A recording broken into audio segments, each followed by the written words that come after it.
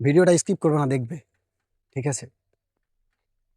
এটা তো পশ্চিমবাঙ্গাল নয়, বা এটা নিজের ধর্মের কেউ না, আমার হিন্দু ভাইদেরকে বলবো, উত্তরপ্রদেশে একটা মাদ্রাসা ছাত্রী, 14 বছর বয়স, দীপু নামে এক ছেলে তাকে তুলে নিয়ে যায়, তাকে রেপ করা হয়, তাকে মদ পান করিয়ে তাকে রেপ করা হয়, তাকে নেশার বড়ি খাইয়ে। মাদ্রাসা ছাত্রী 14 বয়সে তাকে রাস্তাইতে তাকে কিডন্যাপ করে নেওয়া হয়, তাকে ধর্ষণ করা হয়, তাকে ফেলে দেয় অন্যের ছাদের উপরে। তো কই এর প্রতিবাদ তো কেউ করছে না, এর আওয়াজ তো কেউ তুলছে না। কেন? এই মুসলিম বলে, এই মুসলিম নারী বলে, তাই তো? তাই এই মুসলমান তোদের আর কবে চোখ খুলবে?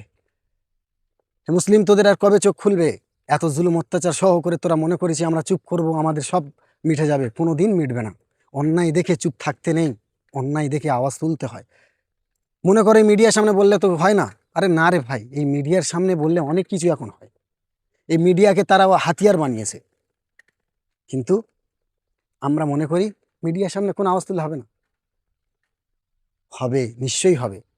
সমস্ত জায়গা থেকে আল্লাহর ভয় করে তাওয়াক্কুল করে আমরা অন্যায়ের বিরুদ্ধে আওয়াজ তুলি। এখনই আমাদের সময়।